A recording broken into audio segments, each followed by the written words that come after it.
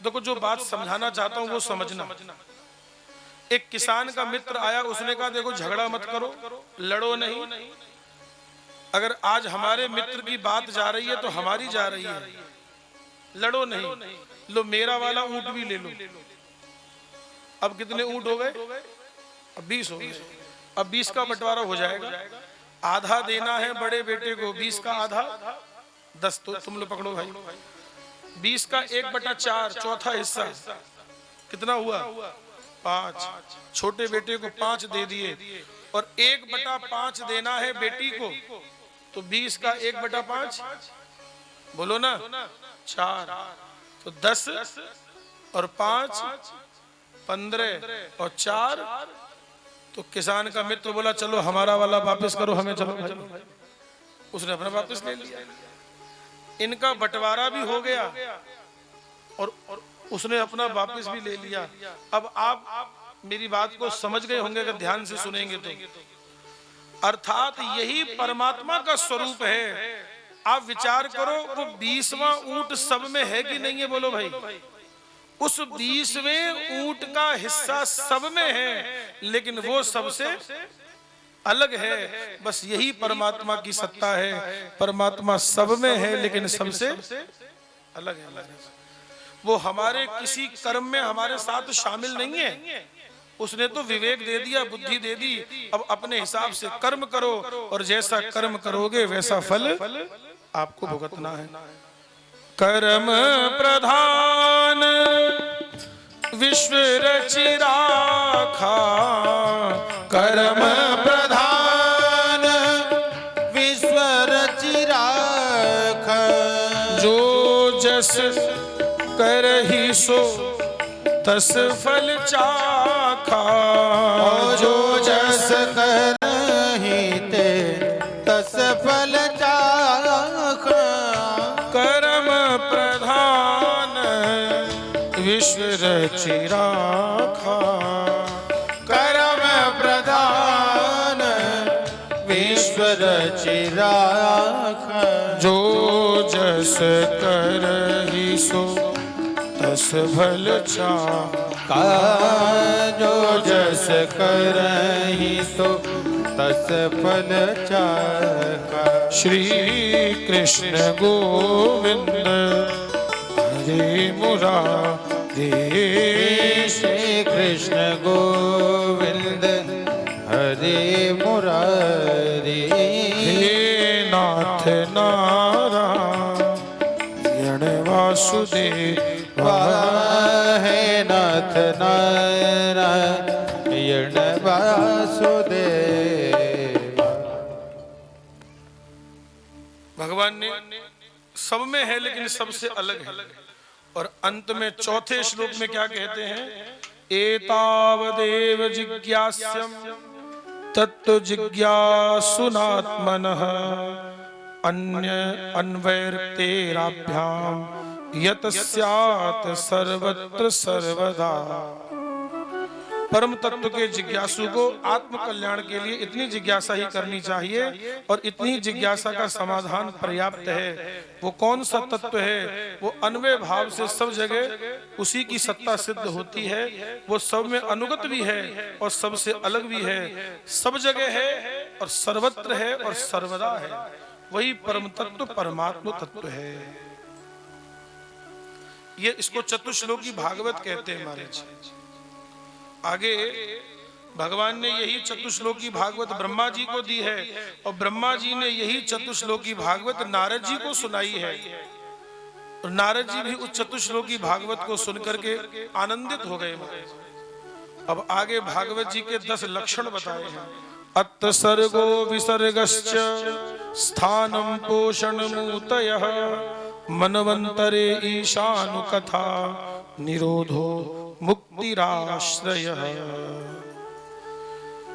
भागवत जी में कुल मिलाकर के 12 स्कंद हैं और जिसमें जो प्रथम के 2 स्कंद हैं, पहला और दूसरा, ये अधिकार स्कंद हैं और अंत में जो 10 बचे वही भागवत के 10 लक्षण हैं हमारे।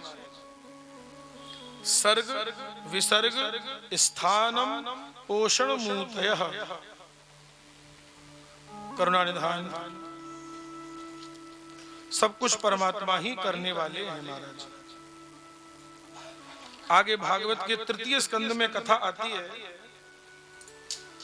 कि यही सृष्टि के संबंध में एक बार प्रश्न जो है श्री विदुर जी महाराज ने मैत्रेय ऋषि से किया था। अब प्रश्न में से ही प्रश्न बन जाता है, उत्तर में से ही प्रश्न बन जाता है। क्या अब इसमें क्या प्रश्न बन गया? जब जैसे ही परीक्षित जी महाराज ने विदुर जी का नाम सुना, बस विदुर जी का नाम सुनते ही परीक्षित जी गदगद हो गए और परीक्षित जी विदुर जी का चरित्र सुनना चाहते हैं महाराज। बहुत ध्यान देके आप लोग भी सुनिएगा। श्री परीक्षित जी महाराज सुखदेव गुरुदेव से विदुर जी का चरित्र सुनने का निवेदन कर रहे हैं, सुनाने का निवेदन कर रहे हैं महाराज। विदुर जी का चरित्र क्या है, बहुत ध्यान देकर सुनना। बोले ये बात उस समय की है जब अभी महाभारत का युद्ध हुआ नहीं था महाराज। महाभारत का युद्ध हुआ नहीं था, पर योजना पूरी बन चुकी थी और पांडवों की तरफ से प्रस्ताव लेकर के किसको भेजा गया था? बोलिए ना, ठाकुर जी को भेजा था ना। कि क्या प्रस्ताव लेके गए थे ठाकुर जी? कि भाई हम युद्ध नहीं चाहते पांडव, वो 5 भाई हैं, कितने गांव दे दो उनको? कि 5 गांव दे दो बस। ये जो धृतराष्ट्र है ना, ये आंखों से अंधा है। लेकिन एक बात कहूंगा आपसे, आंखों के अंधे होने के साथ साथ ये मोह में भी अंधा है। और आंखों के अंधे का तो कल्याण संभव है, लेकिन जो मोह में अंधा हो रहा है उसका कल्याण थोड़ा मुश्किल है। एक बात देखो, आपको जब गाय अपने छोटे बछड़े के पास खड़ी रहती है या बछड़ा अपनी माँ के पास खड़ा रहता है तो गाय क्या करती है? बोलिए ना, गाय उसको चाटती है। चाटती नहीं? बोलो भाई, गाय अपने बछड़े को चाटती है। लेकिन एक बात ध्यान रखना, अगर गाय एक ही स्थान पर अगर अपने बछड़े को चाटती रहेगी, चाटती रहेगी, चाटती रहेगी, तो महाराज उस स्थान पर घाव बन जाएगा। बोलो, अगर आप ही अपनी एक जगह पर, किसी निश्चित जगह पर और बहुत देर तक खुजाते रहोगे, खुजाते रहोगे, बोलो, जिस समय खुजली होती है उस समय खुजाने में तो बड़ा सुख मिलता है। बोलो भाई, है कि नहीं? मान लो शरीर के किसी हिस्से में खुजली हो रही है तो उस समय जब खुजाते हैं तो बड़ा सुख मिलता है। लेकिन अगर खुजाते ही रहोगे, खुजाते ही रहोगे तो वहां क्या हो जाएगा? वहां निशान बन जाएगा, वहां निशान बन जाएगा और भी दिक्कत हो सकती है। हमारा कहने का भाव यह है कि हर माँ बाप अपने बच्चे को लाड करते हैं। बोलो, करते हैं कि नहीं? बोलो भाई, हर माँ अपने बच्चे को लाड करती है, लेकिन अगर उसकी गलतियों पर भी लाड करती रहेगी तो वो बच्चे के लिए घातक है कि नहीं?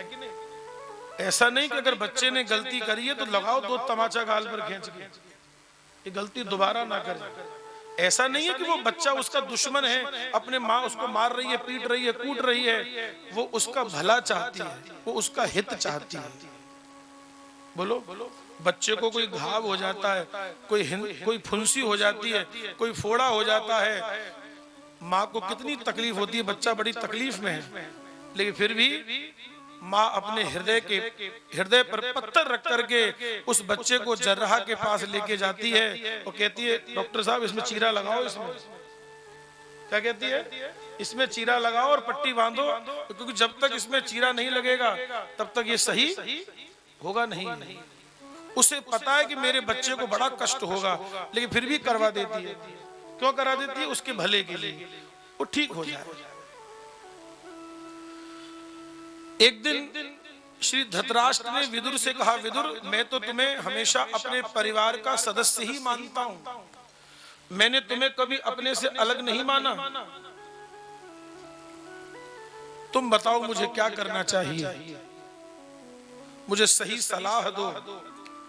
विदुर जी बोले, सलाह तो दे देंगे लेकिन मानोगे तब ना, क्योंकि प्रभु हे धृतराष्ट्र महाराज, आप आंखों से तो अंधे हैं ही, आप मोह में भी अंधे हैं महाराज। मोह में अंधा कौन हो जाता है? जो अपने बच्चों के प्यार में, बच्चों के मोह में कुछ कई माँ बाप अंधे हो जाते हैं और उनकी गलतियों पर पर्दा डालते हैं महाराज। भाई अपने बच्चों की गलतियों पर पर्दा मत डालो, उनकी गलतियों का सुधार करो महाराज। नहीं तो आज तो तुम उनकी गलतियों पर पर्दा डाल दोगे, लेकिन वही पर्दा कल तुम्हारे लिए वो घातक होगा महाराज, दिक्कत करेगा तुमको ही। और आपने देखा कई माँ बाप अपने बच्चों को बचपन से ही इतना जिद्दी कर देते हैं, इतना जिद्दी कर देते हैं महाराज, बाद में बच्चा उन्हीं को मारता है महाराज। और मैंने कई बच्चों को, अपने माता पिता को, दादा दादी को मारते देखा है, बड़े प्रेम से मार खाते हैं। अरे बोले क्या हो गया, है तो हमारा पोता ही, तो पोता है तो और खाओ महाराज, मार शुरू से तो बिगाड़ के रखा है तुमने इसको। नहीं महाराज, आज का लाड प्यार कल तुम्हारे लिए दिक्कत करेगा नहीं। तो धृतराष्ट्र ने कहा कि आप क्या चाहते हैं विदुर, आपकी क्या सलाह है?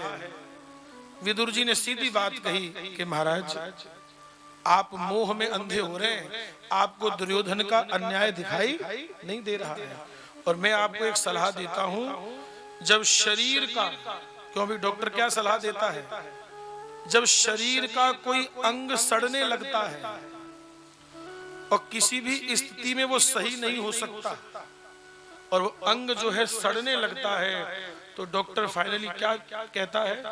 बोले भाई इस अंग को अलग कर दो। अगर इस अंग को शरीर से अलग नहीं करोगे तो ये पूरे शरीर में ही इन्फेक्शन फैल जाएगा, पूरे शरीर में ही सेप्टिक हो जाएगा, फिर बचाना मुश्किल रहेगा। और समझदार व्यक्ति क्या कहता है? ठीक है डॉक्टर साहब, अगर इतना हाथ काट करके अगर बाकी का शरीर बचता है तो ऐसा ही करो। जब शरीर का कोई अंग सड़ने लगता है तो डॉक्टर उसको काट करके अलग कर देता है। मानो विदुर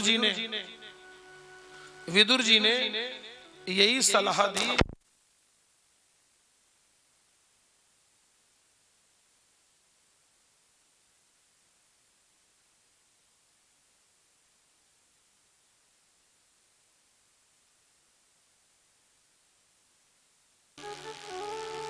उसी सड़े अंग के जैसा है, इसको अब हटा देने में ही सार है।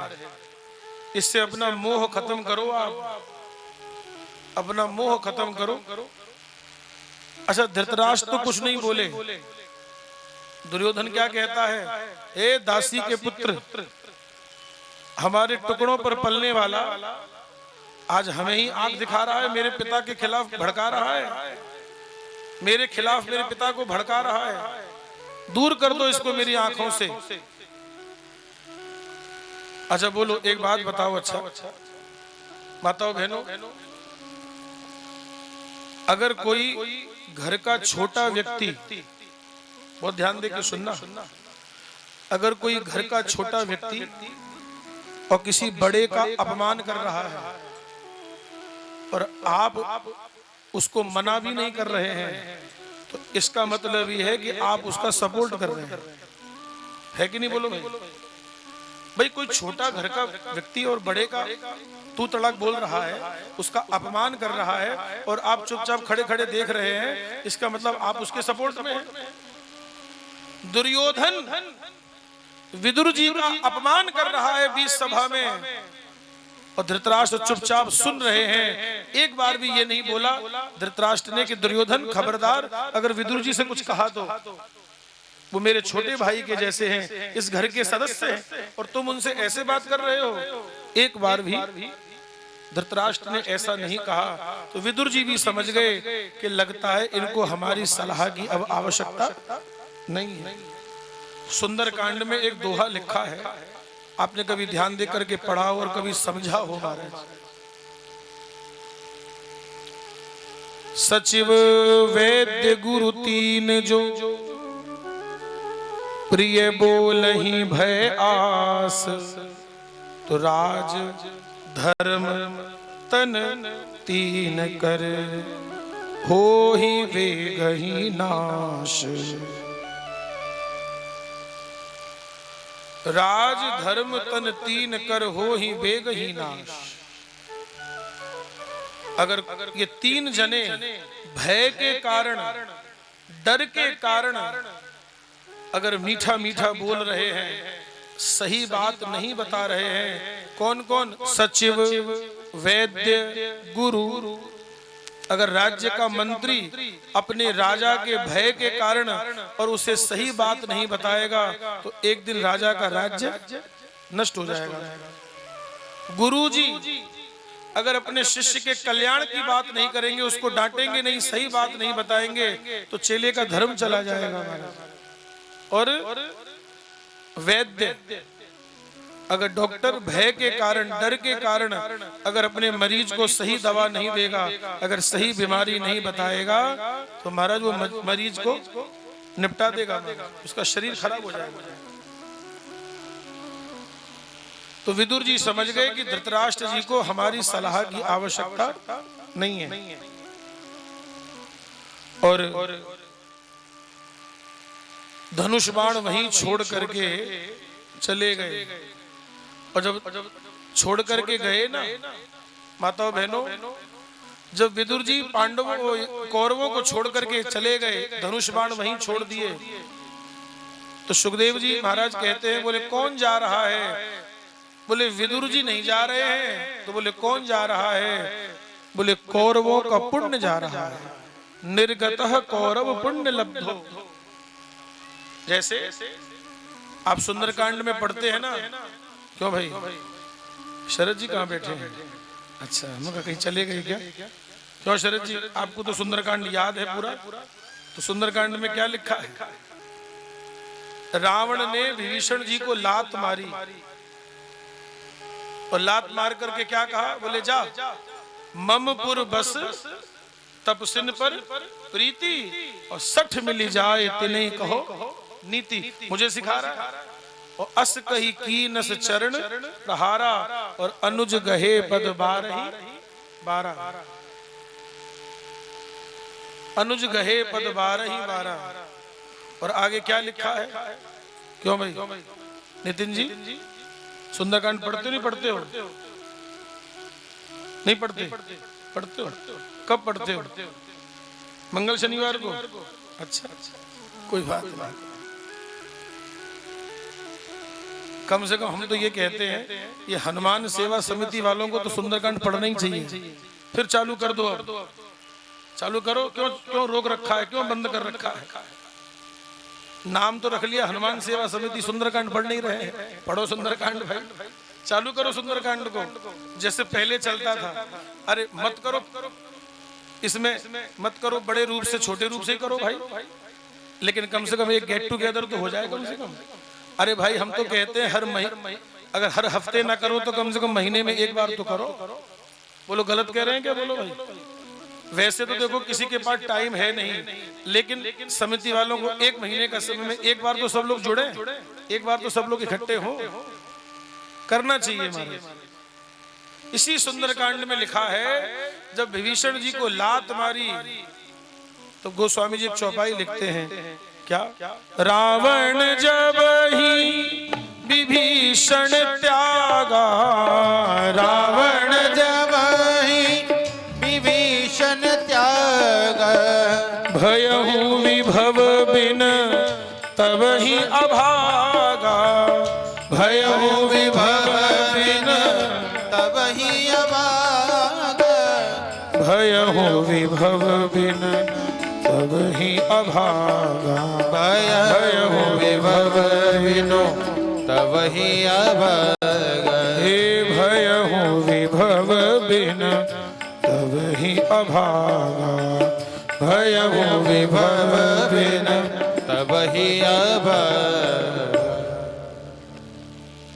रावण जब ही विभीषण त्यागा, भयहु विभव बिन तब ही अभागा। वैभव से हीन हो गया महाराज, वैभव से हीन हो गया। विभीषण को लात मारते, विभीषण को लात मारते रावण मानो सारा वैभव चला गया महाराज। तो कौन जा रहा है?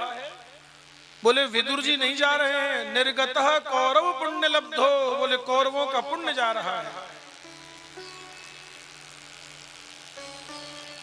इधर से भगवान, सुनिए भगवान क्या लेकर के आए, मित्रता का संदेश लेके आए। और दुर्योधन और धृतराष्ट्र के सामने प्रस्ताव रखा कि पांडव युद्ध नहीं चाहते, वो तो केवल 5 गांव चाहते हैं। भाई जब बाप बैठा है तो बच्चे को बोलना चाहिए क्या? लेकिन बेटा अपने बाप को बाप समझे तब ना। धृतराष्ट्र तो कुछ बोलते नहीं है, ये तो कुछ बोले ही नहीं। दुर्योधन क्या कहता है, बोले हे केशव, तुम 5 गांवों की बात करते हो, मैं बिना युद्ध किए एक सुई की नोक के बराबर भी जमीन नहीं दूंगा। अरे लड़ लो, युद्ध कर लो और ले जाओ। भगवान ने अपने मन में कहा कि बड़ा मूर्ख है, अभी 5 गांव देने से काम चल जाएगा, अगर युद्ध होगा तो इसको कभी विजय नहीं मिल सकती, क्योंकि जहां अधर्म है वहां विजय कैसे हो सकती है महाराज। लेकिन नहीं, बात समझ में आई महाराज। और अंतगत्वा दुर्योधन के समधी हैं भगवान, ये बात आप लोग जानते हो कि नहीं, बोलो भाई। भगवान और दुर्योधन आपस में समधी हैं। भगवान के एक पुत्र हैं जिनका नाम है सांब, जामवंती के पुत्र हैं, और इनका विवाह हुआ दुर्योधन की कन्या लक्ष्मणा के साथ। तो दोनों आपस में समधी हैं। और भगवान कौन है? भगवान है लड़के वाले और दुर्योधन है, तो भाई लड़की वालों को थोड़ा सा तो मान सम्मान रखना पड़ता है। समधी जी आए हैं, तो दुर्योधन ने व्यवस्था तो बहुत अच्छी करी है, लेकिन भगवान ने उसके व्यंजनों की तरफ देखा भी नहीं। दुर्योधन की मेवा त्यागी, भाई समधी जी आए हैं तो साग रोटी खिलाओगे क्या? बोलो भाई। आम दिनों में चाहे कैसा भी भोजन करें, लेकिन कोई मेहमान आता है, समधी जी आएंगे तो क्या बनेगा? कुछ अच्छा बनेगा, कुछ और अच्छा बना देंगे। दुर्योधन की मेवा त्यागी, मेवा त्याग दी महाराज। और कहां पहुंचे भगवान? विदुर जी के यहां पहुंचे महाराज। तीसरा बोलिए द्वारकाधीश भगवान की जय हो। भगवान कहां पहुंच गए? दुर्योधन के 56 प्रकार के भोगों को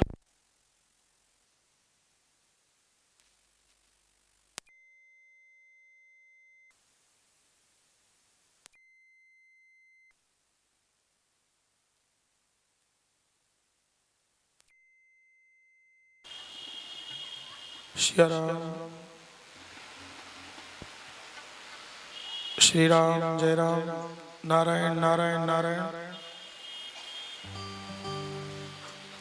बोलिए कृष्ण कन्हैया लाल की जय। द्वारकाधीश भगवान की जय। दुर्योधन की मेवा को त्याग करके ठाकुर जी कहां पहुंचे हैं? हाँ, विदुर घर पावना आज हरि आए, आज हरि आए, आज हरि आए, विदुर घर पावना आज हरि आए, विदुर घर पावना आज हरि आए, हे आज हरि आए, आज हरि आए, आज हरि आए, आज हरि आए, विदुर घर पावना आज हरि आए। ओ विदुर घर पावना आज हरि आए।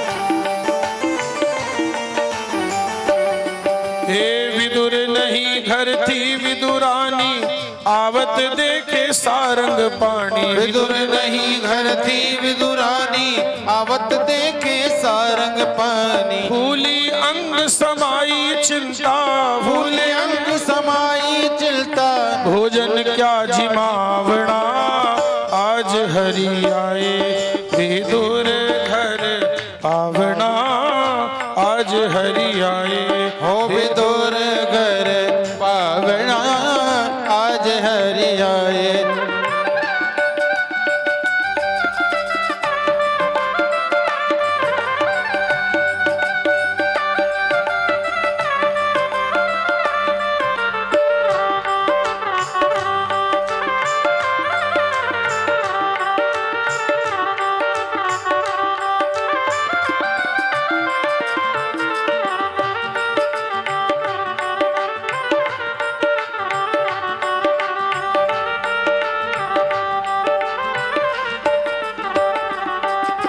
केला बड़े प्रेम सोलाई, गिरी गिरी सब धरनी गिराई। केला बड़े प्रेम सोलाए, गिरी गिरी सब धरती गिराई। छिलका देत श्याम मुख माही, छिलका देत श्याम मुख माही, छिलका देत श्याम मुख माही। छिलका देत श्याम मुख माही। लागे बरन सुहावना, आज हरि आए विदुर घर पावना, आज हरि आए ओ विदुर घर पावना, आज हरि आए।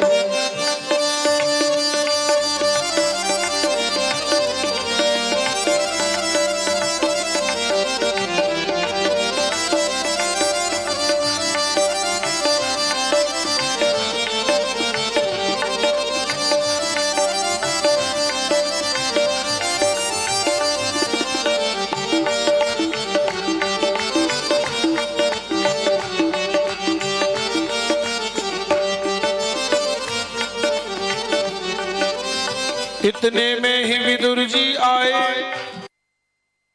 सुनाए। इतने में ही विदुर जी आए, खोरे खाटे बचन सुनाए। छिलका देख श्याम मुख माही, छिलका देख श्याम मुख माही। छिलका देख श्याम मुख माही। छिलका देख श्याम मुख माही। कहाँ गई तेरी भावना, आज हरि आए विदुर घर पावना, आज हरि आए। हो आज हरि आए, आज हरि आए, आज हरि आए, आज हरि आए। विदुर घर पावना, आज हरि आए। विदुर घर पावना, आज हरि आए।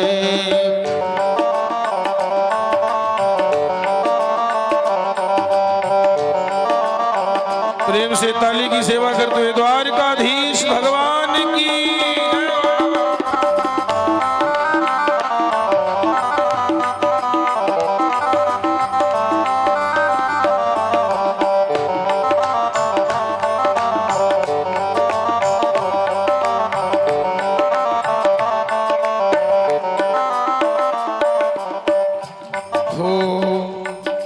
केला लिए विदुर कर माही, गिरी देत गिरधर मुख माही।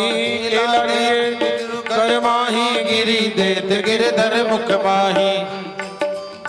और देखिए भगवान के हाथ से छिलका ले लिया और विदुर जी ने क्या दिया, केला दिया, ये खाओ। छिलका क्यों खा रहे हो? अच्छा, भगवान छिलका छोड़ करके,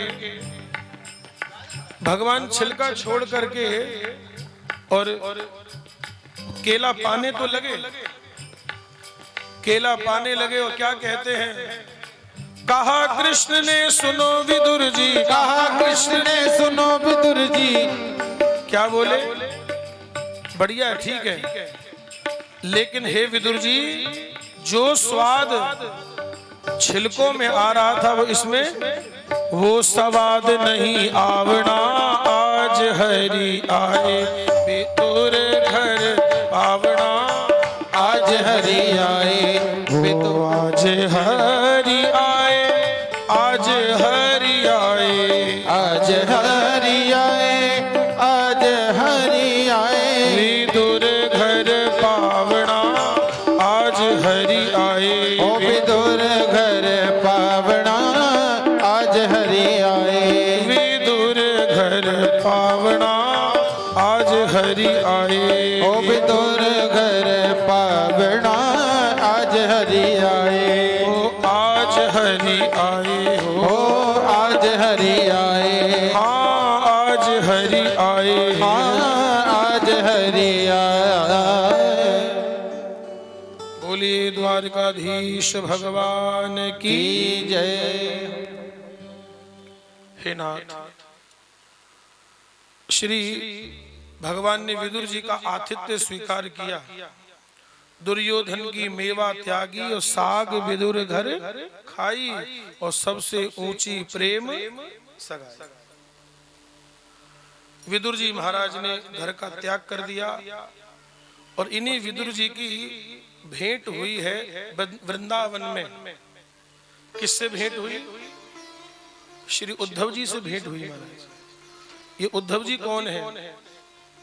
ये उद्धव जी भगवान की उत्सव मूर्ति हैं। आपने मंदिरों में देखा होगा, मंदिरों में दो तरह के विग्रह होते हैं। एक होती है चल मूर्ति और एक होती है अचल मूर्ति। मंदिर में जो बड़ा वाला विग्रह होता है उसको अचल विग्रह कहते हैं। लेकिन यदा कदा जब मंदिर से कोई शोभा यात्रा निकालनी होती है, कोई उत्सव करना होता है, तो बड़ी वाली मूर्ति को नहीं, जो छोटी मूर्ति होती है ना उसको चल मूर्ति कहते हैं, उसका अभिषेक करते हैं।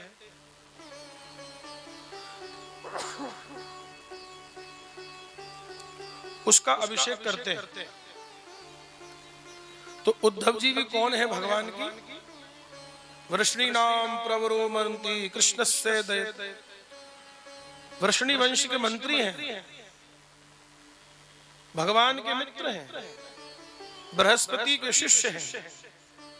और ये सारी बातें छोड़ दो, हमारे द्वारकाधीश भगवान के परम लाडले हैं उद्धव जी।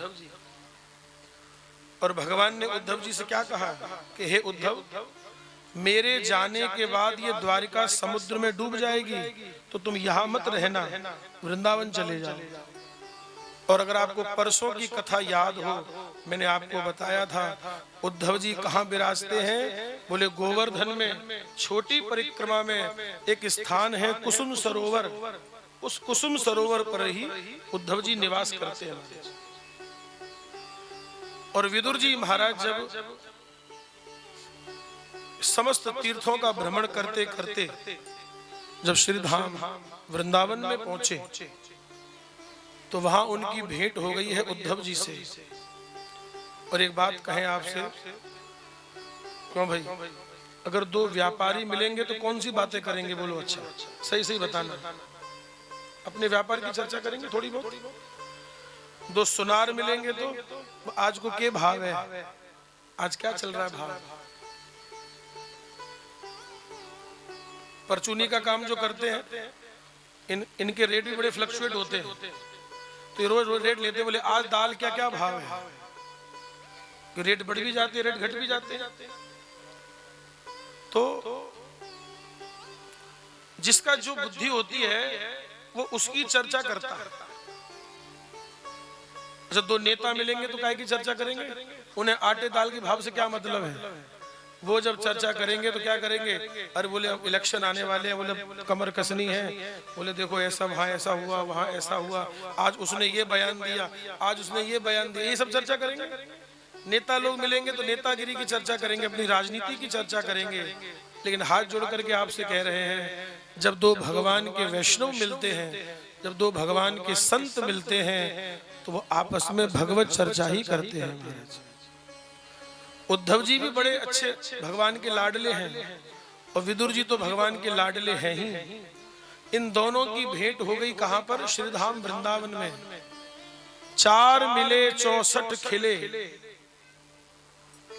4 मिले 64 खिले, 20 रहे कर जोर, और हरिजन सो हरिजन मिले तो बिहसे 7 करोड़। भगवान के दो भक्त मिले, उद्धव जी और विदुर जी। आज इतने दिनों बाद विदुर जी ने उद्धव जी से पूछा कि महाभारत के युद्ध का क्या हुआ। मतलब महाभारत का युद्ध भी हो चुका है और भगवान धराधाम को छोड़ करके जा भी चुके हैं और इतने साल हो गए। हमको लगता है लगभग 25 वर्ष भगवान ये भ्रमण करते रहे, क्योंकि मैंने आपको पहले दिन बताया था हमारे कन्हैया की कितनी उम्र रही, 125 वर्ष। इस धरती पर भगवान 125 साल रहे, जिसमें से लगभग 11-12 साल भगवान ब्रज में रहे, कुछ साल भगवान मथुरा में रहे और उसके बाद भगवान लगभग 100 वर्ष तक भगवान द्वारका जी में रहे। बाकी रहते द्वारका में थे, लेकिन भगवान का बराबर इंद्रप्रस्थ दिल्ली आना जाना लगा रहता था हमारे। आज भी स्थिति कैसी है? कोई भी नेता हो, बड़ा कोई अधिकारी हो, तो सबसे पहले उसको कहाँ तलब किया जाता है? बोले चलो दिल्ली पहुंचो भाई, उसको दिल्ली तलब कर लेते हैं तुरंत वहां। तो भगवान भले ही द्वारका में बैठे थे, लेकिन उनका बराबर आना जाना। अच्छा, आपने देखा दिल्ली से ही सटा हुआ एक राज्य है, उसका क्या नाम है? उसको कहते हैं हरियाणा। आज उसका क्या नाम है? उसको हरियाणा कहते हैं। तो हमारे एक स्वामी जी बता रहे थे, बोले उस राज्य को हरियाणा क्यों कहते हैं? बोले उसका नाम पहले था हरियाण। हरियाण क्यों कहते थे? बोले भगवान द्वारिका से जब भी इंद्रप्रस्थ आते थे तो उस हरियाणा होकर के ही आते थे। एंट्री कहां से होती थी दिल्ली में? हरियाणा होकर की एंट्री होती थी, इसलिए उस स्थान का नाम क्या हो गया था? हरियाण, जहां से हरि का यान निकलता है। क्या नाम था? जहां से भगवान का यान निकलता है। यहीं से भगवान यान में, विमान में बैठ के आते हैं, रथ पर बैठ करके आते हैं। तो उस जगह को कह दिया गया हरियाण नाम था, लेकिन समय के अपभ्रंश के हिसाब से वो नाम क्या हो गया? हरियाणा हो गया। था लेकिन उसका नाम पुराना हरियाणा नाम है। भगवान द्वारकाधीश वहीं से आना जाना करते थे। तो लगभग 125 वर्ष भगवान इस धरती पे रहे। और जहां तक हमने संतों के मुंह से सुना है, जब महाभारत का युद्ध हुआ था उस समय भगवान की अवस्था 100 वर्ष की थी। 100 वर्ष भगवान और रहे, 100 वर्ष हो चुकी थी और आगे 25 साल और भगवान रहे। देखिए विदुर जी कितने वर्षों से भ्रमण कर रहे हैं, लेकिन उन्होंने कभी ये जानने का प्रयास नहीं किया कि जीता कौन। आज उद्धव जी ने सब बात उनको बताई है और भगवान की कथा सुनाई है। महाराज, अहो बकीयम स्तन कालकूटम जिघांसया पायद साध्वी लेभे गतिम धातृचिताम ततोन्यम कमवा दयालुम शरणम ब्रजेम। जैसे सुंदरकांड में लिखा है ना, क्यों जी? सुंदरकांड में लिखा है, श्री हनुमान जी महाराज जब राम जी का गुणगान गाने लगे तो लिखा भरे विलोचन नीर, नेत्रों में आंसू आ गए महाराज। अस कही कपि गद गद भयहु और भरे विलोचन नीर। अस कही कपि गद गद भयहु भरे विलोचन। आज भगवान ने, उद्धव जी ने जब भगवान की कथा सुनाई तो दोनों ही सुनकर के कह करके बड़े आनंदित हो रहे हैं। और अब विदुर जी ने पूछा कि मेरे कन्हैया कैसे हैं? तो ये सुनकर के तो उद्धव जी और जोर जोर से रोने लगे। उद्धव जी कहते क्या बताएं, वो छलिया हम सबको छल करके चला गया। भगवान इस धराधाम को छोड़ करके जा चुके हैं। विदुर जी को सुनकर के बड़ा दुख हुआ कि भगवान चले गए। तब विदुर जी ने कहा कि जब भगवान यहाँ से गए थे तो उन्होंने आपको जरूर कुछ न कुछ उपदेश दिया होगा, अगर आप मुझे योग्य समझे तो बताएं। ऐसा न कहिए विदुर जी, मैं जानता हूं आपके जैसे जो संत है ना वो तीर्थ करने नहीं जाते, आप जैसे महात्मा तो उस तीर्थ को भी पवित्र करने के लिए जाते हैं। आपकी बात पर हमें कोई वो नहीं है कि हम आपके आप बताने लायक नहीं है, भगवान ने ऐसा हमको क्या बता दिया, नहीं नहीं। लेकिन भगवान इतने दयालु हैं, इतने कृपालु हैं, भगवान इतने कृपालु हैं नारायण कि भगवान ने चलते समय आपको याद किया था। अब बोलो भाई, इससे बड़ा सौभाग्य किसी का हो सकता है क्या कि भगवान इस धराधाम को छोड़ करके जा रहे हैं और चलते समय किसको याद किया? विदुर को याद किया। और क्या याद किया विदुर को? कि मैं विदुर के यहाँ गया था उद्धव, और उन्होंने मेरा बड़ा आतिथ्य भी किया था, लेकिन इसके बदले में मैं उसे कुछ दे नहीं पाया। और भगवान ने उद्धव जी से कहा कि उद्धव तुम्हारी भेंट होगी विदुर जी से वृंदावन में, और तब वो तुमसे जो भी जानना चाहे, जो भी पूछे, तुम उन्हें मैत्रेय ऋषि के पास भेज देना। तो हे विदुर जी, आप जो भी जानना चाहते हैं, जो भी सुनना चाहते हैं, आपके मन में जो भी जिज्ञासा है, आप मैत्रेय ऋषि के पास जाइए। तो विदुर जी ने पूछा कि ये मैत्रेय ऋषि कहाँ मिलेंगे? बोले मैत्रेय ऋषि मिलेंगे हरिद्वार में, हरिद्वार में मिलेंगे। तो उद्धव जी से विदा लेकर के, और उद्धव जी भी वृंदावन को छोड़ करके भगवान की आज्ञा से कहाँ रह रहे हैं? बोले उद्धव जी निवास करने लगे बद्रिका आश्रम में, बद्रीनाथ में। आज भी उद्धव जी का विग्रह बद्रीनाथ जी में है। इस दास को तो कई बार दर्शन करने का सौभाग्य मिला। बद्रीनाथ में गरुण जी हैं, कुबेर जी हैं, उद्धव जी हैं, और भगवान नारायण तो विराजमान है ही। तो उद्धव जी कहाँ विराजते हैं? बद्रिकाश्रम में, बद्रीनाथ में विराजते हैं। और विदुर जी पहुंचे हैं हरिद्वार। मैत्रेय ऋषि से भेंट हुई है और उन्होंने पूछा, सुखाय कर्माणि करोति लोको नातै सुखम वान्य दुपाररं वा विन्देत भूयस्तत एव दुखम यदत्र युक्तम भगवान वदेन्नः। विदुर जी ने पूछा कि हे मैत्रेय ऋषि, इस संसार में व्यक्ति जो कोई भी कर्म करता है सुख के लिए करता है, लेकिन परिणाम में उसको क्या मिलता है? दुख मिलता है। नानक दुखिया सब संसारा और सुखी वही जो नाम आधार।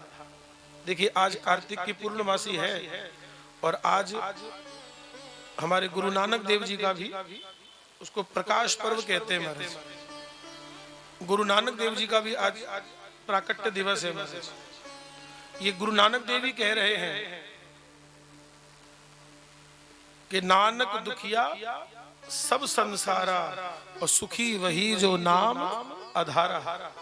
गुरु नानक देव कह रहे हैं कि वही सुखी है जो नाम के आधार पर है, बाकी तो सब संसार दुखी है ही। कोई तन दुखी, कोई मन दुखी, कोई धन बिना उदास, और थोड़े थोड़े सब दुखी और सुखी राम के दास। थोड़े थोड़े सब दुखी और सुखी राम के दास।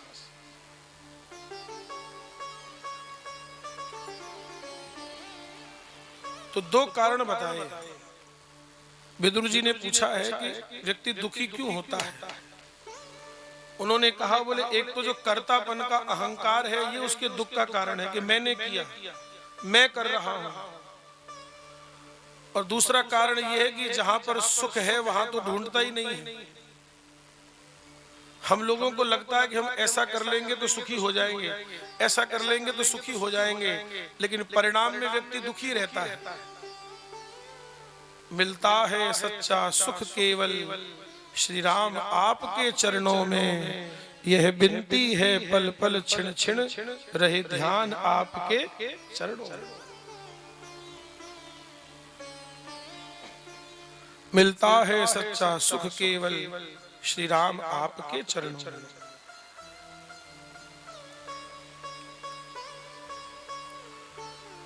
तो मैत्री ऋषि ने कहा जो कर्तापन का अहंकार है वही दुख का कारण है। मैंने किया, कई लोग अपनी मैं में मरे जा रहे हैं महाराज। लेकिन कबीर बाबा कहते हैं ना, जब मैं था तब हरि नहीं, अब हरि है तो मैं ना है। अपने अहम को मारो भाई। किसको मारना है? ईगो को मारो। अच्छा एक बात बताओ, क्यों भाई? सही सही बताना। धीरे धीरे चलने में सुख है कि तेज तेज दौड़ने में सुख है? बोलो फटाफट। कैसे सुख है? धीरे धीरे, थोड़ा आराम आराम चलो, सुख है। अच्छा धीरे धीरे चलने में सुख है कि बैठने में सुख है? भाई कब तक चलोगे? तो थोड़ी देर बैठ जाओ। तो चलने से ज्यादा सुख किसमें है? बैठने में। अब ठीक से बताना। अच्छा बैठने में सुख है कि थोड़ा लेटने में सुख है? अरे आपको हंसाने के लिए नहीं कह रहे हैं, तुम तो हंसो नहीं, सही सही बताओ। बैठने में सुख है कि थोड़ा लेटने में सुख है? आप यही सोचोगे, अरे बोले कब तक बैठे रहेंगे, थोड़ी कमर सीधी करो भाई। तो सुख किसमें है? लेटने में। तो भाई अच्छा लेटने में सुख है कि सोने में सुख है? अब जब लेट ही गए तो थोड़ा एक झपकी ले लो भाई, थोड़ा सो भी जाओ। अब आगे और पूछ लूं। अच्छा सोने में सुख है कि मरने में सुख है? अरे अरे महाराज अब सोने तक ही रहने दो, मरने मारने की बात मत करो। सुनो मेरी बात। अब हम किसको मारने की बात कर रहे हैं? सुख तो बहुत है, लेकिन मारना किसको है महाराज? किसी और को नहीं मारना है, अपने अहम को ही मारना है। अच्छा आपने एक चीज देखी, जिंदा व्यक्ति नदी में डूब जाता है और मुर्दा तैरता है महाराज। आप मुर्दे को बहा दो तो डूबेगा नहीं, तैरता रहेगा। और यही जिंदा व्यक्ति होगा तो वो डूब जाएगा। अर्थात हमारे आपके जीवन में अगर ये अहंकार जीवित रहेगा तो हम कहीं ना कहीं डूब जाएंगे। अगर हमारे आपके भीतर अहंकार जीवित रहेगा तो कहीं ना कहीं डूब जाएंगे। अगर अहंकार को मार देंगे तो डूबने के बाद भी तैर जाएंगे, तर जाएंगे। इसलिए अपने अहम को मारना है। व्यक्ति अपनी ईगो को ही समाप्त नहीं कर पा रहा महाराज। इसके बाद श्री विदुर जी महाराज ने सृष्टि के बारे में पूछा कि सृष्टि कैसे आगे चली। बोले भगवान ने सबसे पहले अपने ब्रह्मा जी को प्रकट किया। बहुत ध्यान देकर सुनना। और ब्रह्मा जी को आज्ञा दी कि आप सृष्टि का क्रम आगे बढ़ाओ भाई। तो ब्रह्मा जी ने सबसे पहले 4 ऋषि कुमारों को प्रकट किया। सनत, सनंदन, सनातन, सनत कुमार। अगर आप लोग बीच में बातचीत करोगे तो प्रसंग छूट जाएगा आपका, क्योंकि कथा बहुत है, समय कम है। इसलिए हम आपको बहुत ज्यादा विस्तार नहीं कर रहा हूं मैं। देखो आप लोग तो एक ही टाइम कथा सुन रहे हो। अभी मैं 1 हफ्ते पहले कथा सुना के आया खाटू श्याम जी, सीकर, राजस्थान। वहां तो दोनों टाइम कथा चलती थी, सुबह 9 से 12 और 3 से 6 और 6 घंटे कथा पूरी एकदम घड़ी से मिलाकर के होती थी। वहां के श्रोता और वहां के जजमान तुम्हारे जैसे थोड़ी थे कि 1 से 5 कथा है तो निकल के आए 4:30 बजे। 9 बजे कथा होती थी तो सारे श्रोता 8:45 पर तैयार रहते थे महाराज, क्योंकि वो लोग कथा करने बाहर से आए थे, जयपुर से आए थे सब लोग, कोई बंबई से आया, कोई कलकत्ता से आया, कोई कहीं से आया, तो सारे श्रोता 8:45 बजे तैयार रहते थे, बोले महाराज जी आने वाले हैं। और सही 9 बजे कथा प्रारंभ होती थी और 12 बजे विश्राम और 3 घंटे रेस्ट करो, जो भी करना करो, आगे 3 बजे फिर कथा चालू, 3 से 6। तो बोलो भाई, वो लोग तो दोनों टाइम सुनते थे, तुमको तो एक टाइम में, समय से नहीं आते तुम लोग, समय से आया करो, हो समय से आया करो, प्रयास किया करो कि समय से पहुंचे कथा में। अरे भैया 4 दिन बाद तुमको कोई ना बुलाएगा कथा में, भंडारा खा के सीधे घर ही जाना है, फिर कौन पूछ रहा है। लेकिन कथा में श्रोता आते हैं तो सुनने वाले का भी मन लगता है और सुनाने वाले का भी मन लगता है। बाकी तो हमारे ठाकुर जी तो मस्त है एकदम, चाहे 2 बैठो चाहे 2000 बैठो, अपने तो मस्ती में कथा करनी है। सुनो, कथा बहुत है, समय कम है, इसलिए ध्यान दे करके सुने। तो सबसे पहले ब्रह्मा जी ने किनका निर्माण किया? सनत, सनंदन, सनातन, सनत कुमार। और इन चारों ऋषि कुमारों से कहा भाई सृष्टि बनाने में हमारा सहयोग करो। तो इन चारों ने साफ मना कर दिया, बोले ना तो हम गृहस्थी के चक्कर में पड़ेंगे और ना ही तुम्हारा कोई सहयोग करेंगे, हम तो बाबा जी बनेंगे, हम भजन करेंगे अपना। तो ब्रह्मा जी ने कहा अच्छा तुम मेरे पुत्र होकर के मेरी बात नहीं मानते। और एक बात कहूं आपसे, सुनो भाई, सृष्टि के सबसे पहले बच्चों ने अपने पिता की बात नहीं मानी, तो घबराना नहीं। अगर तुम्हारे बच्चे तुम्हारी बात ना माने तो ये परंपरा कोई नई नहीं है, पुरानी चली आ रही है। सृष्टि के पहले बच्चों ने भी अपने माँ बाप, अपने पिता की बात कहाँ मानी थी।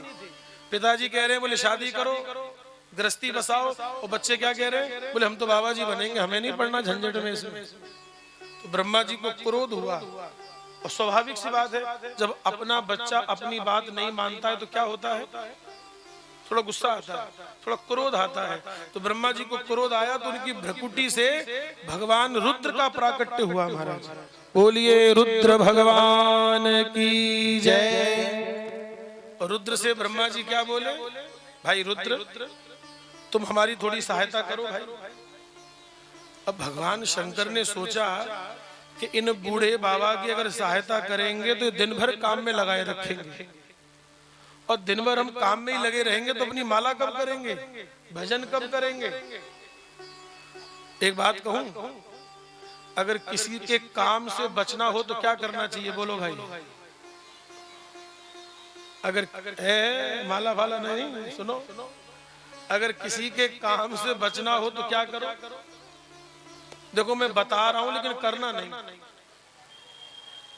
अगर किसी के काम से बचना हो तो उसके काम का थोड़ा सा नुकसान कर दो। अच्छा एक बार वो कुछ नहीं कहेगा, दूसरी बार कुछ नहीं कहेगा, और तीसरी बार अगर नुकसान हो गया तो चौथी बार यही कहेगा कि भाई साहब आप रहने दो, हम खुद ही कर लेंगे। बोले है कि नहीं? बोलो भाई। अच्छा अपने बच्चे को ही समझ लो, अगर आपका बच्चा बार बार गलती करे, नुकसान करे, तो पिताजी क्या कहेंगे? भाई तू तो रह नहीं दे, मैं खुद ही चला जाऊंगा। और शंकर जी ने यही युक्ति निकाली। शंकर जी ने कहा ये बूढ़े बाबा तो हमको दिन भर लगाए रखेंगे काम में, तो दिन भर में ब्रह्मा जी जो सृष्टि करते, और शंकर जी कौन सी सृष्टि बनाते? भूत प्रेत पिशाच। और दिन भर में ब्रह्मा जी जो मेहनत करते, ये भूत प्रेत सब उसको बराबर सब खराब कर देते। तो 4-5 दिन बीते होंगे कि ब्रह्मा जी ने हाथ जोड़ लिए कि ऐसा है भोलेनाथ, तुम तो अपनी चुपचाप माला ही करो, हम देख लेंगे। शंकर जी बहुत राजी, बोले हम यही तो चाहते थे, हमें तुम भजन करने दो, हमें क्या झंझट में फंसा रहे बिना बात के। और अंतगत्वा उनके बाएं हाथ से, दाएं हाथ से, माफ कीजिए, दाएं हाथ से मनु जी और बाएं हाथ से शत्रुपा जी का प्राकट्य हुआ। और इनसे कहा कि तुम मैथुन धर्म के द्वारा, ये इस समय जो संसार में जो संतान की उत्पत्ति होती है, जो संतति उत्पन्न होती है, उसको मैथुन धर्म कहते हैं। मैथुन धर्म के द्वारा ही सृष्टि का विकास होता है महाराज। संसार में जो सृष्टि होती है वो मैथुन सृष्टि है। तो इनको आज्ञा दी कि तुम मैथुन धर्म के द्वारा अपने, क्योंकि देखो हमारे यहाँ 16 संस्कारों में गर्भाधान संस्कार को भी सबसे पहला संस्कार माना गया है। जब ये बालक माँ के गर्भ में आता है तो वो भी एक प्रकार का संस्कार है। हमारे यहाँ सनातन धर्म में हमारे यहाँ उसको भी गर्भाधान संस्कार कहते हैं, वो पहला संस्कार है। और करुणा निधान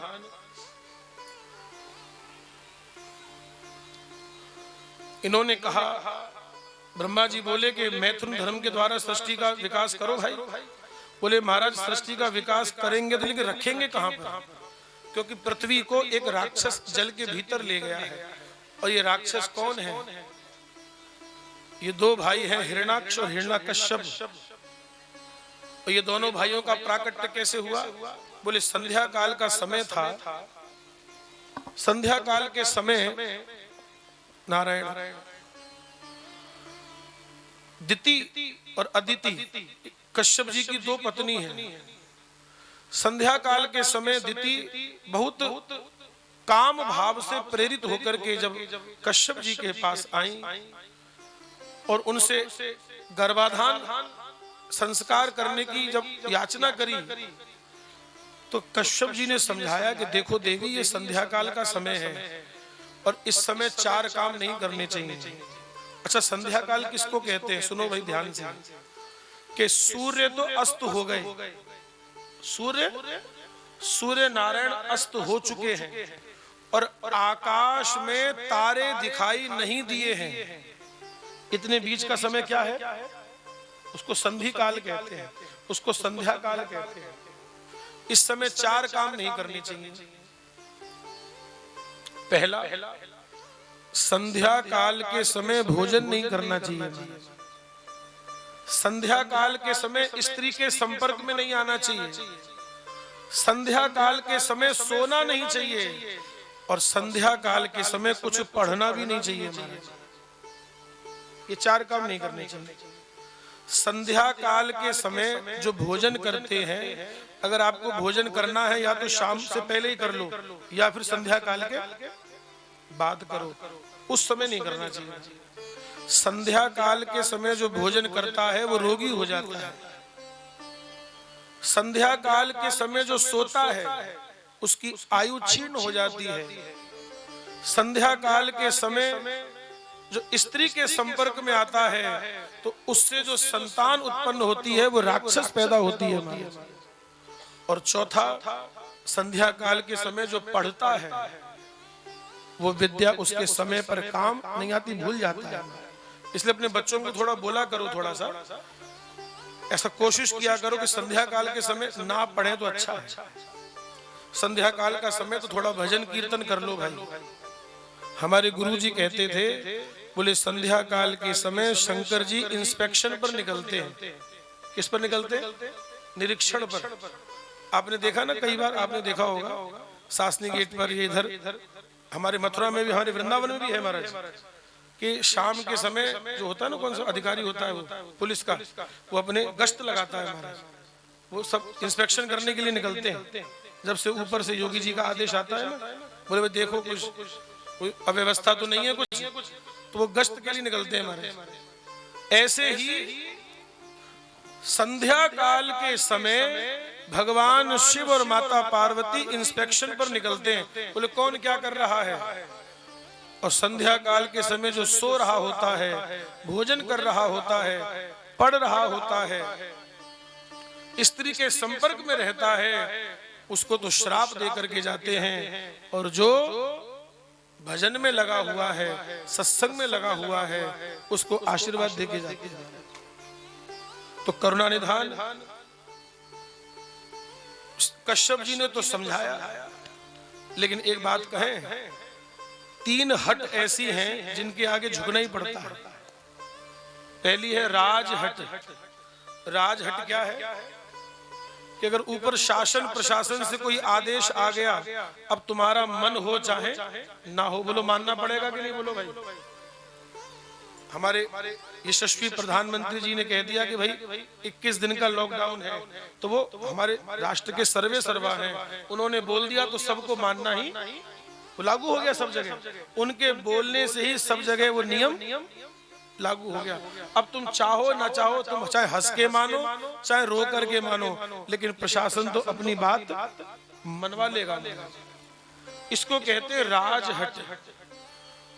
राज प्रशासन ने कोई कह दिया कुछ, जिद है भाई करना पड़ेगा। और दूसरा क्या है? बालहट, बच्चा। मैंने ऐसे ऐसे बच्चे देखे हैं, अगर उनको सामान ना दिलाओ तो जमीन पे लेट जाएंगे महाराज, जमीन पे लेट के अपना सिर फोड़ेंगे। हाँ, जमीन पे लेट जाएंगे, अरे अपना सिर फोड़ेंगे, पता नहीं क्या क्या तोड़ेंगे। अंत में फिर उसकी माँ क्या कहती है, ले पकड़ भाई, तू कम से कम चुपचाप बैठ, तुझे कम से कम। ये कौन सी जिद है? ये बाल हट है, बच्चे की जिद है भाई। और तीसरी मैं ना बताऊं भाई, तीसरी तुम समझ जाओ अपने आप, क्योंकि अभी मुझे 4 दिन कथा और करनी है। वैसे तुम लोग समझ तो गए सब लोग। राजहट, बालहट और तीसरी है त्रियाहट। स्त्री कोई जिद करे तो वो भी मनवा ही लेती बात अपनी महाराज। तो कश्यप जी के संयोग से दिति ने गर्भ धारण तो किया, लेकिन दिति के गर्भ में आए कौन? दिति के गर्भ में कोई और नहीं, भगवान के ही 2 द्वारपाल जय और विजय, ये दोनों आए महाराज। द्वारपाल हरि के प्रिय 2, जय और विजय जान सब को। विप्र श्राप ते दोनों भाई, तामस असुर देह तिन पाई। तामस असुर देह तिन पाई। दिति के गर्भ में भगवान के 2 द्वारपाल आए हैं, सनकादिक ऋषियों के श्राप के कारण। और दिति ने जब दोनों पुत्रों को जन्म दिया, एक का नाम है हिरण्याक्ष और एक का नाम है हिरण्याकश्यप। तो यहाँ पर जो प्रसंग है वो हिरण्याक्ष का है। इस हिरण्याक्ष ने पृथ्वी को रसातल में छुपा दिया, और भगवान सब लोग परेशान हैं। पृथ्वी नहीं है तो ये सृष्टि रखे कहां पर? जब जगह नहीं होगी तो कहां रहेंगे? स्थान ही नहीं है। स्थान सबसे पहले चाहिए, स्थान पहले निश्चित किया जाता है। क्यों भाई? आप लोग भी कथा करा रहे हैं तो सबसे पहले दिमाग में क्या निश्चित है कि हमें कथा भाई अपने पार्क में करानी है। स्थान एकदम निश्चित हो गया,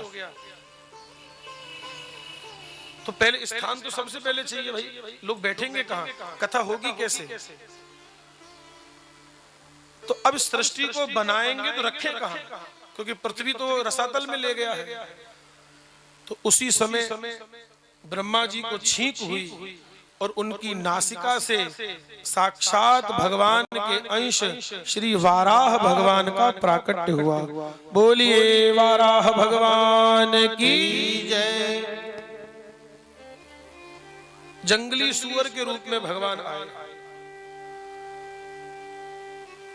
और जरा देखें, जब हम लोग इधर जाते हैं ना, कहाँ अलीगढ़ से जब निकलेंगे कासगंज, और कासगंज से आगे क्या पड़ता है? कचला। और उसके बाद पहले पता नहीं कौन सा क्षेत्र, सूकर क्षेत्र जो है हमारा, सोरो क्षेत्र जो है, आप देखेंगे जब वहां से निकलते हैं तो वहां भगवान वाराह की मूर्ति लगी हुई है। हमारे वाराह भगवान की मूर्ति लगी है। वो सोरो क्षेत्र वही है, सूकर क्षेत्र है महाराज, गंगा जी का तट है। वहां भी गंगा जी में स्नान करने की बड़ी महिमा है। सोरो क्षेत्र में महाराज, सोरो में, कछला में, वहां भी मेला लगता है, लोग स्नान करते हैं गंगा जी में।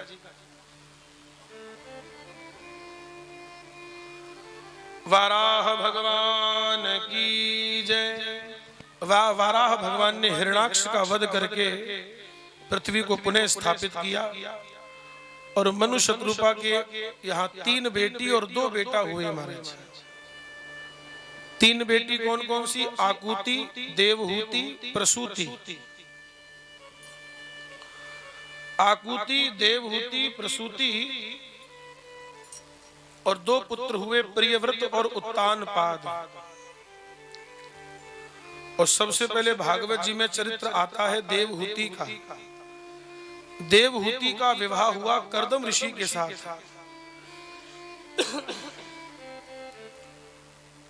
और इन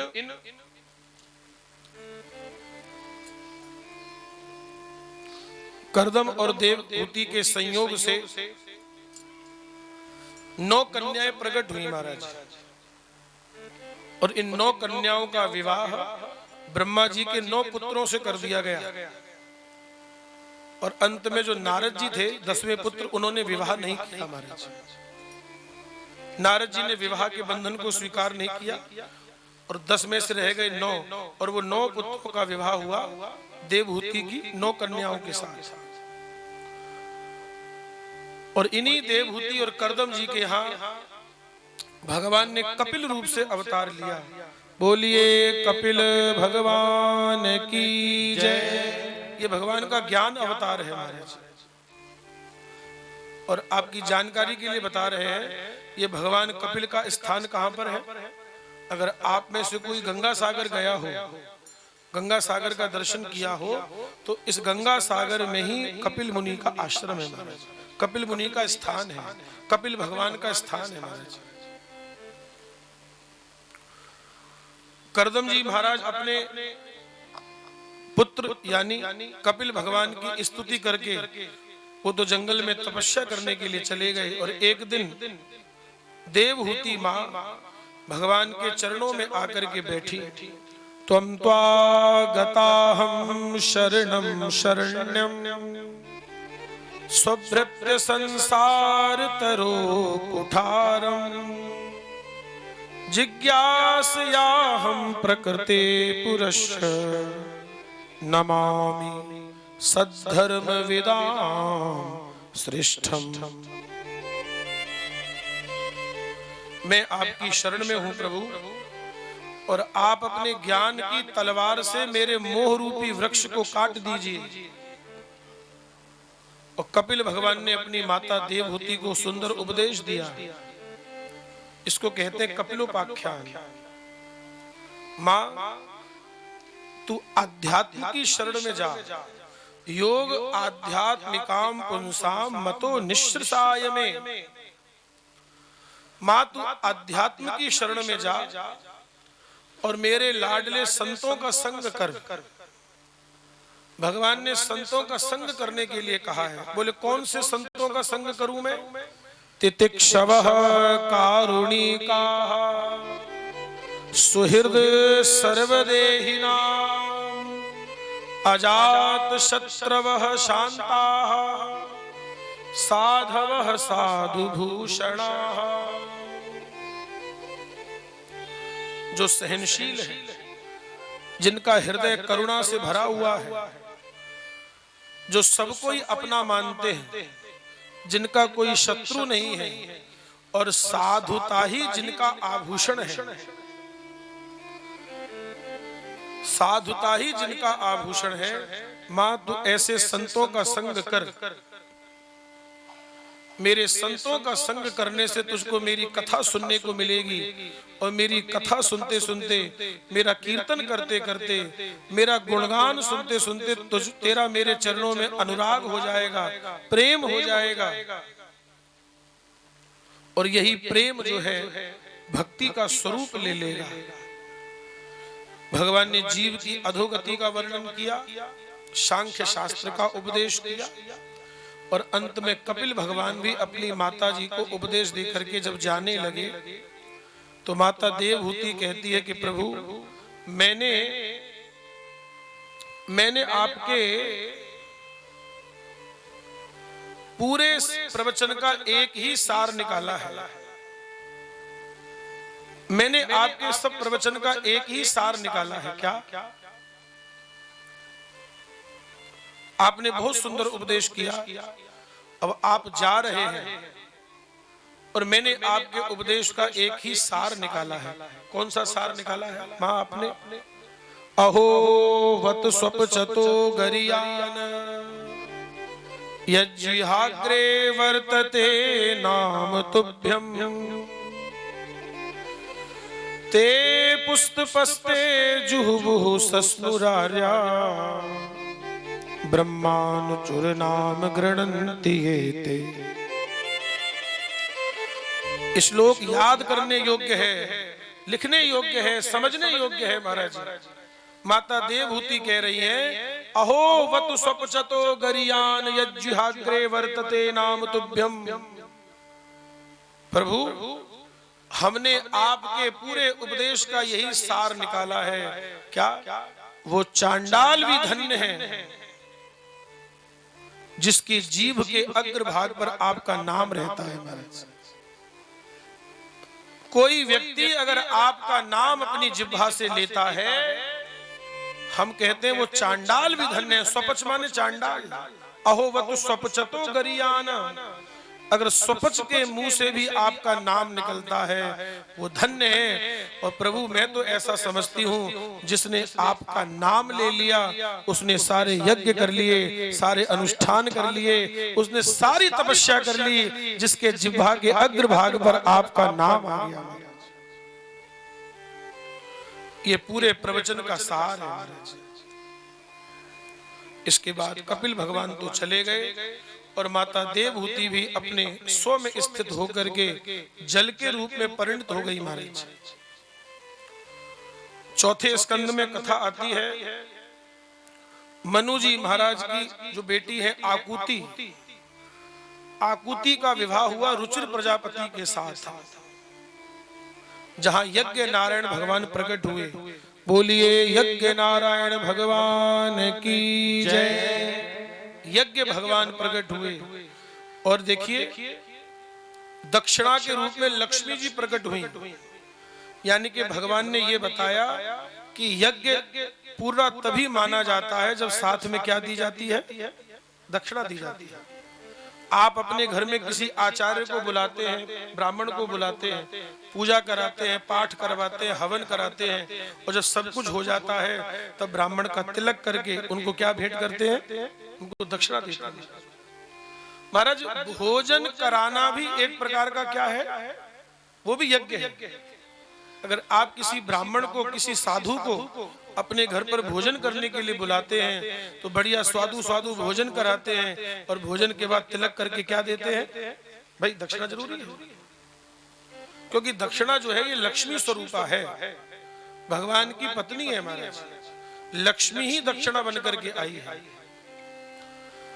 तो इनकी दूसरी बेटी का विवाह हुआ रुचिर प्रजापति के साथ और तीसरी बेटी है प्रसूति, और प्रसूति का विवाह हुआ दक्ष प्रजापति के साथ, जिनकी 16 कन्याएं हुई, जिसमें से 13 कन्याएं तो धर्म को ब्याह दी गई और अंत में बची 3 स्वाहा, स्वधा और सती।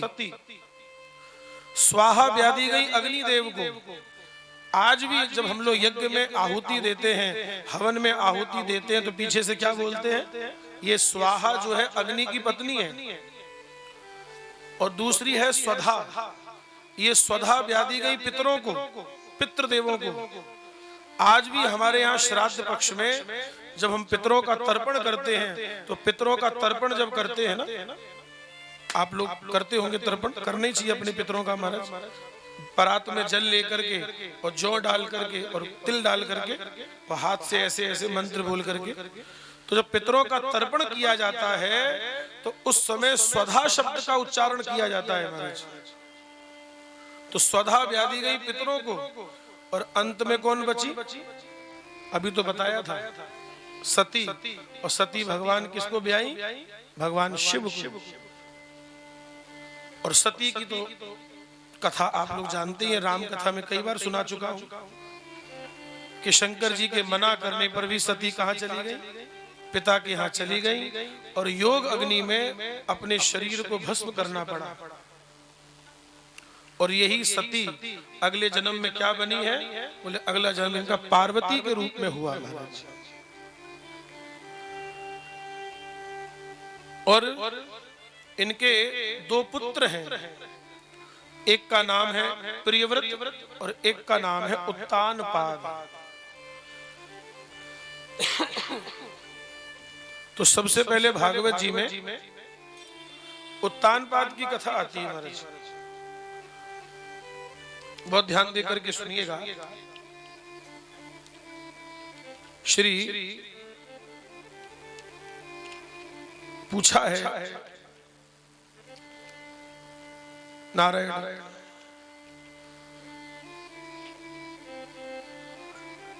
विदुर जी महाराज ने, प्रिय व्रतोत्तानपादो शतरूपा पतिः सुतो वासुदेवस्य कलया रक्षायां जगतः स्थितो। उत्तानपाद जिनकी दो रानियां हैं, एक का नाम है सुनीति और एक का नाम है सुरुचि। और बहुत ध्यान देकर के सुनिएगा और सही सही एक बात बताओ आप लोग, आज हमको कौन व्यक्ति अच्छा लगता है जो हमारे मन की बात करे, जो हमारी रुचि की बात करे, वो व्यक्ति हमको भाता है। और जो नीति की बात करे, अरे बोले तुम्हें कुछ नहीं पता, उसको तो मुंह बंद कर देते हैं। और जो हमारी हाँ में हाँ मिलाए, वो व्यक्ति हमको बड़ा अच्छा लगता है, बोले ये हमारे मतलब के हैं। नहीं, उत्तानपाद का भी यही हाल है। उसने सुनीति से विवाह तो कर लिया और सुनीति के पुत्र का नाम है ध्रुव और सुरुचि के पुत्र का नाम है उत्तम। सुनीति वो जो नीति की बात करे और सुरुचि कौन, जो अपनी रुचि की बात करे। तो उत्तानपाद सुनीति से विवाह जरूर कर लिया, ध्रुव जैसा बेटा भी पैदा हो गया, लेकिन उत्तानपाद हमेशा सुनीति को कोई दासी से कम नहीं समझता था, बोले दासी है हमारी। और रहता कहाँ था, सुरुचि के यहाँ। और एक दिन की बात है, एकदा सुरुचे पुत्र अंकारोप्य लालयन् उत्तमं नारुरुक्षन्तम् ध्रुवं राजा भयन्दत। एक दिन की बात है,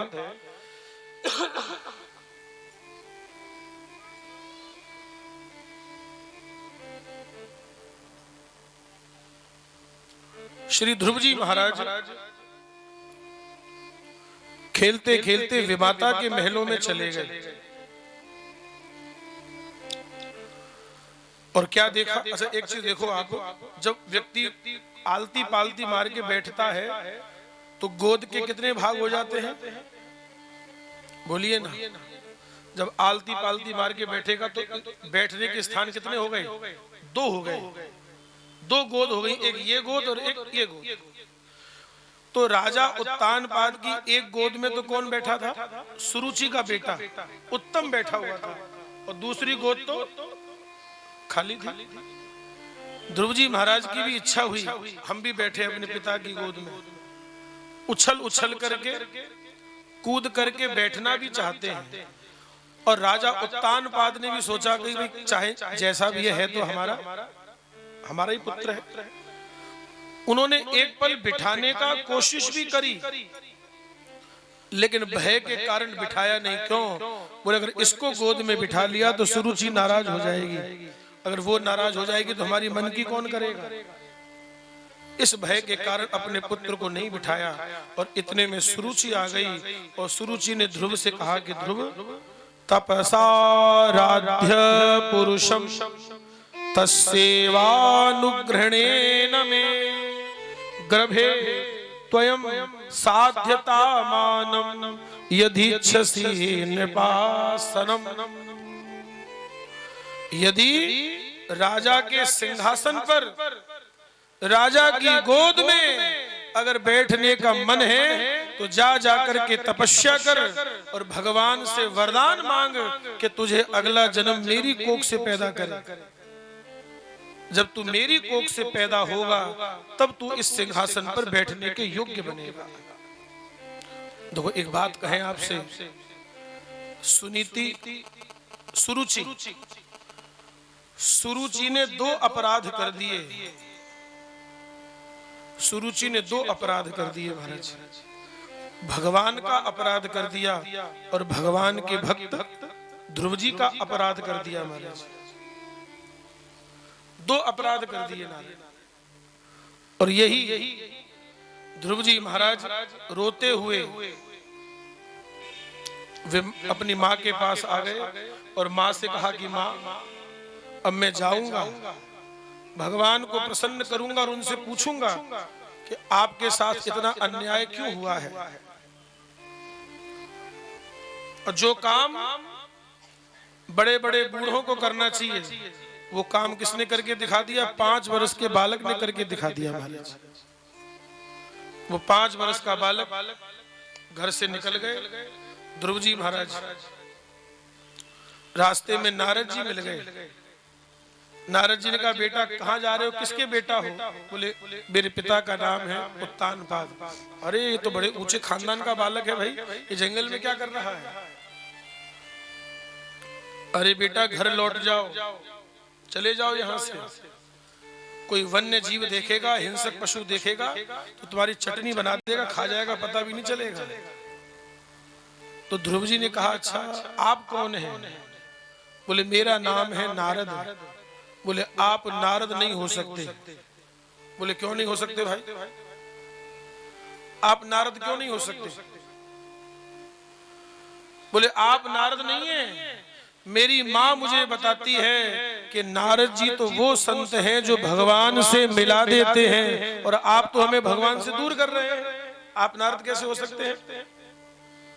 इतने में नारद जी समझ गए कि ये कुछ ऐसा वैसा चेला नहीं है, चेला बनाने लायक है, बढ़िया बना लो इसको भाई। नारद जी ने मंत्र दिया है और कहा कि बेटा अगर तुम भगवान को पाना चाहते हो तो चले जाओ मधुवन में। मधुवन का आज क्या कहते हैं? मधुवन को आज क्या कहते हैं? मधुवन का आज नाम है मथुरा। क्या नाम है? बोले मथुरा चले जाओ।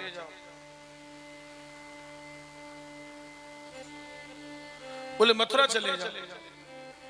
और यमुना किनारे बैठ करके ध्रुव जी महाराज ने जो महाराज कठोर तपस्या करी है, बड़े बड़े साधु संत महात्मा हजारों वर्षों तक तपस्या में लगे रहते हैं और भगवान का दर्शन नहीं होता, और मात्र 6 महीने में ही ध्रुव जी महाराज को भगवान का दर्शन हो गया। और सुनिए भागवत में क्या लिखा है कि आज भगवान ध्रुव की भजन और तपस्या देख करके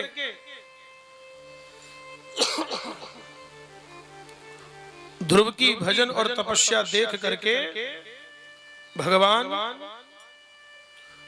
क्या कह रहे हैं? बोले मैं ऐसे भक्त का दर्शन, ऐसे भक्त को दर्शन देने नहीं जा रहा हूं, मैं भी ध्रुव जैसे भक्त का दर्शन करने जा रहा हूं। भगवान दर्शन देने नहीं आए हैं, भगवान ध्रुव जी जैसे भक्त का दर्शन करने आए हैं।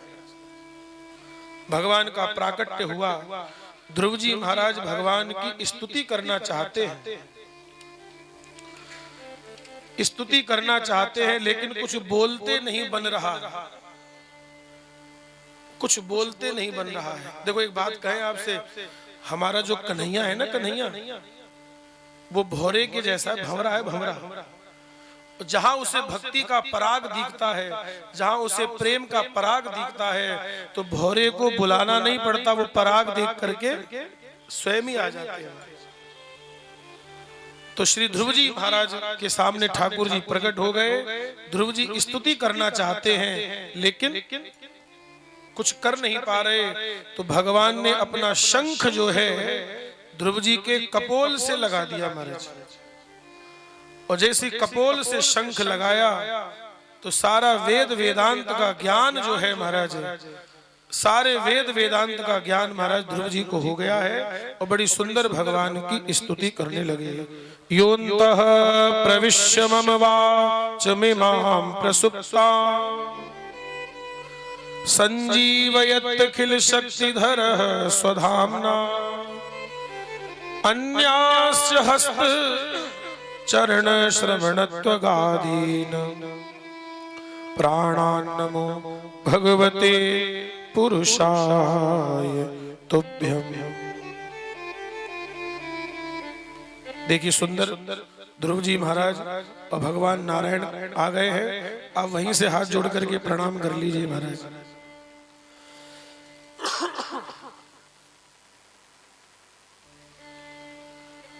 योऽन्तः प्रविश्य मम वाचमिमां प्रसुप्तां संजीवयत्खिल शक्तिधरः स्वधाम्ना अन्याश्च हस्तचरण श्रवणत्वगादीन प्राणान्नमो भगवते पुरुषाय तुभ्यम्। बड़ी सुंदर भगवान की स्तुति करी और भगवान से ध्रुव जी यही मांगते हैं कि सदा संतों का संग मिले, सदा भक्तों का संग मिले और मेरा मन हमेशा आपके भजन में लगा रहे। तो आइए देखिए, ऐसा है आज ग्रहण काल का समय है और हम 2-4 लोगों ने फिर अभी गंगा जी भी जाने का योजना बना रखी है। तो आप लोगों को कथा सुना करके ग्रहण काल में स्नान करके गंगा जी से आएंगे। इसलिए श्री ध्रुव जी महाराज और भगवान का प्राकट्य हो ही गया है और मानो ध्रुव जी महाराज भगवान से क्या प्रार्थना कर रहे हैं वो चर्चा, वो भजन के माध्यम से हम आपसे निवेदन कर रहे हैं। और जिसको भी ठाकुर जी का भाव पूरा करना हो, नृत्य करना हो, भाई ये कमेटी वाले थोड़े ढीले हैं नाचने में, थोड़ा सा आज मौका है तो भगवान के सामने नाचने में कैसी शर्म भाई। बोलिए कृष्ण कन्हैया लाल की।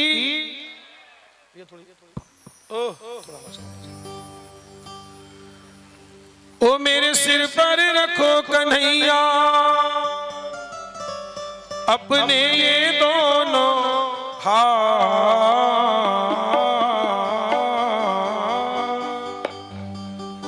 ओ देना हो तो दीजिए जन्म जन्म का साथ, हो देना हो तो दीजिए जन्म जन्म का साथ, देना हो तो दीजिए जन्म जन्म का साथ, हो देना हो तो दीजिए जन्म जन्म का साथ। मेरे सिर पर रखो कन्हैया, मेरे सिर पर रखो कन्हैया अपने ये दोनों हाथ, देना हो तो दीजिए जन्म जन्म का साथ, हो देना हो तो दीजिए जन्म जन्म का साथ।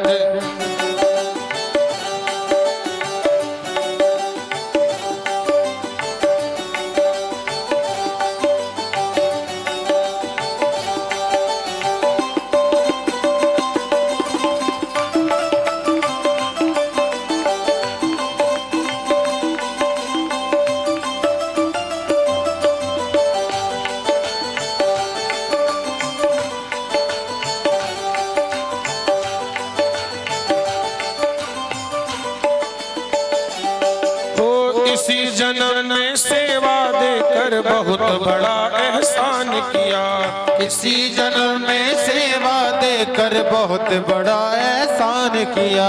तू ही गोविंदा तू ही गोपाला मैंने तुझे पहचान लिया, तू ही गोविंदा तू ही गोपाला मैंने तुझे पहचान लिया। मेरे जीवन में अब कर दे, मेरे जीवन में अब कर दे तू कृपा की बरसा, देना हो तो दीजिए जन्म जन्म का साथ, हो देना हो तो दीजिए जन्म जन्म का साथ।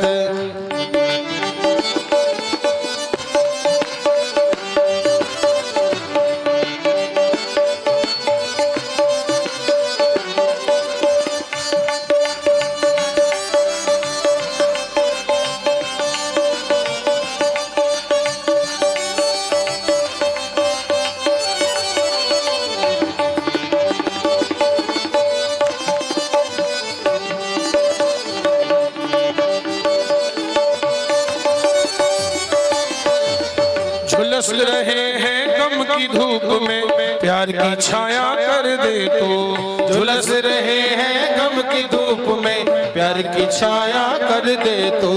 बिन पानी के नाव चले ना, अब पतवार पकड़ ले तो। बिन पानी के नाव चले ना, अब पतवार पकड़ ले तो। मेरा रास्ता रोशन कर दे, मेरा रास्ता रोशन कर दे। छाई अंधियारी रात, देना हो तो दीजिए जन्म जन्म का साथ। हो देना हो तो दीजिए जन्म जन्म का साथ।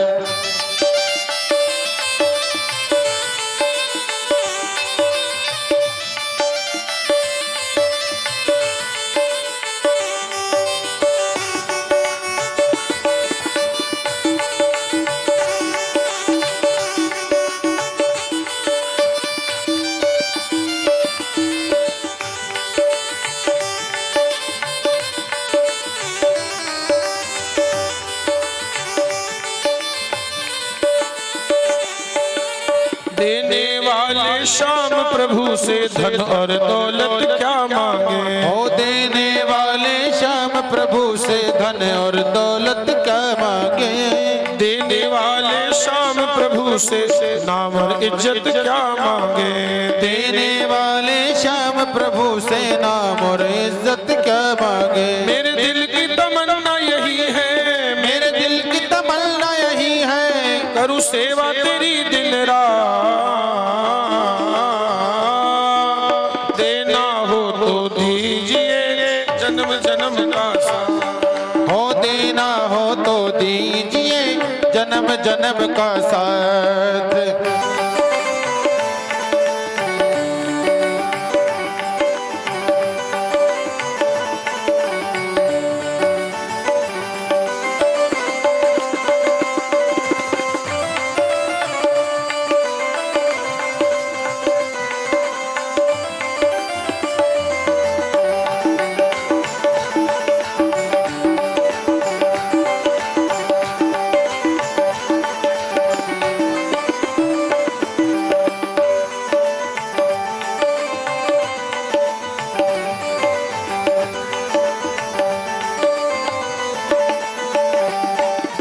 सुना है हमने शरणागत को अपने गले लगाते हो। सुना है हमने शरणागत को अपने गले लगाते हो। ऐसा हमने क्या मांगा जो देने में घबराते हो। ऐसा हमने क्या मांगा जो देने में घबराते हो। चाहे सुख में रहे चाहे दुख में, चाहे सुख में रहे चाहे दुख में, बस होती रहे मुलाकात।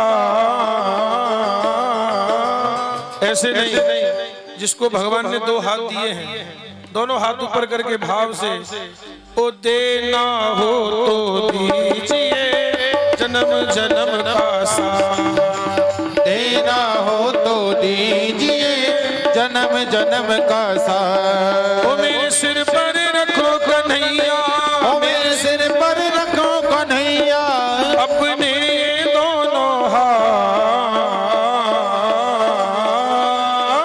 देना हो तो दीजिए जन्म जन्म का साथ। देना हो तो दीजिए जन्म जन्म का साथ। हो देना हो तो दीजिए जन्म जन्म का साथ। देना हो तो दीजिए जन्म जन्म का साथ। हो देना हो तो दीजिए जन्म जन्म का साथ। देना हो तो दीजिए जन्म जन्म का साथ। हो जन्म जन्म का साथ। हो जन्म जन्म का साथ। जन्म जन्म का साथ।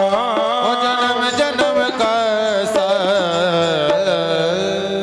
बोलिए नारायण भगवान की जय हो। श्री ध्रुव जी महाराज की जय हो। देखिए ऐसा है, आज सूतक लगे हुए हैं अभी, तो आरती नहीं होगी आज, इसलिए शुरू में भी नहीं कराई, अभी भी नहीं कराएंगे। आरती नहीं होगी आज। आप लोग लाइन से लग करके ठाकुर जी को प्रणाम करते हुए और लाइन से लग करके प्रसाद लेके आप लोग प्रस्थान करेंगे। आज आरती नहीं होगी। आरती सुबह हो गई थी, जो सुबह 8:30 से पहले ही भागवत जी की आरती करवा दी थी, इसलिए अभी नहीं होगी क्योंकि सूतक लगे हुए हैं, छू नहीं सकते किसी चीज को। आप लोग दूर से ही प्रणाम कर ले और निकलते चले धीरे धीरे करके।